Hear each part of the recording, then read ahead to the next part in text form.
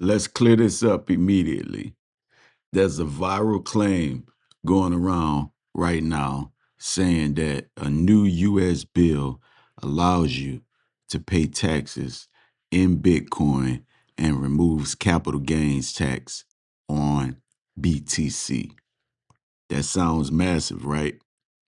That sounds like a game changer. But here's the reality: that is not true. There is no current federal law that lets you freely pay taxes in Bitcoin, and there's absolutely no law that removes capital gains taxes on Bitcoin. Right now, if you sell Bitcoin, trade it, or even use it to buy something, that is still considered a taxable event by the IRS. That hasn't changed. So, why is this narrative spreading? Because people are mixing proposals with reality. There are discussions happening at higher levels about integrating Bitcoin into the financial system. There are talks about a potential strategic Bitcoin reserve. Some states have explored accepting crypto for certain payments, but a proposal is not a law, and that's where people get misled. Now, let's break down what would have to happen for this to become real. First, the IRS would need to change how Bitcoin is classified. Right now, Bitcoin is treated as property.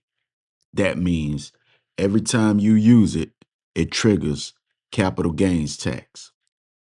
If that classification change, that's when things get interesting. Second, there would need to be a federal infrastructure built to accept Bitcoin payments for taxes. We're talking about systems, compliance, security, and integration with treasury systems. That's not something that happens overnight. Third, Congress would have to pass a law removing capital gains tax on Bitcoin. And that would be one of the biggest tax changes in modern financial history. We're not there yet. But here's where it gets important. Even though this isn't true today, the direction matters because narratives usually come before reality. And when you start seeing conversations like this go viral, it means something is shifting. Institutions are watching Bitcoin, governments are watching Bitcoin, and more importantly, they're figuring out how to integrate it without losing control. And that's the real story. Not that Bitcoin is tax free, not that you can suddenly pay taxes in it, but that the system is slowly moving toward recognizing it. And when that shift actually happens, that's when the real opportunity comes in because policy changes drive price movements, not hype, not tweets, policy. So instead of reacting to viral posts, you need to watch what lawmakers are actually doing.